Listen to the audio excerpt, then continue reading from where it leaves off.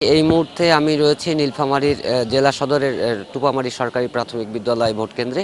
জেলার 4টি সংসদীয় আসনে 562টি যে কেন্দ্র রয়েছে সেই কেন্দ্রগুলোতে আপনার সকাল 7:30টা থেকে কিন্তু আপনার ভোট গ্রহণ শুরু হয়েছে, যেটি চলবে 4:30 পর্যন্ত, যেখানে 15,92,317 জন ভোটার তাদের ভোটাধিকার প্রয়োগ করবেন।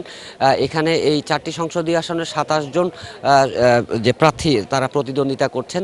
তবে এখন পর্যন্ত আমরা যে ভোটের পরিবেশ দেখছি সেক্ষেত্রে এখন যে ভোটারের উপস্থিতি এবং সব কিছু মিলেই পরিবেশ অনেকটাই শান্ত রয়েছে।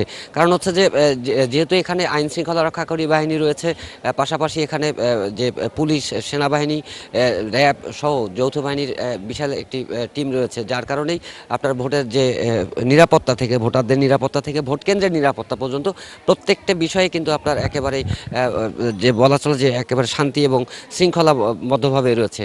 তবে এখন পর্যন্ত আমরা যে 562টি কেন্দ্র রয়েছে 4টি সংসদীয় আসনের, এখন পর্যন্ত কোথাও কোনো রকমের অপ্রীতিকর কোনো ঘটনার আমরা খবর পাইনি বা এখন পর্যন্ত দেখতে পাইনি। তবে ভোটাররা যেটি বলছেন যে তারা আসছেন এই আইন শৃঙ্খলা রক্ষাকারী বাহিনীর যে নিরাপত্তা রয়েছে সেই নিরাপত্তার কারণেই তারা কিন্তু আপনার স্বাচ্ছন্দ্যভাবে এসে তারা নিরাপত্তার সহিত এসে তারা কিন্তু আপনার ভোট কেন্দ্রে হাজির হতে পারছেন এবং তারা কিন্তু ভোট প্রয়োগ করছেন।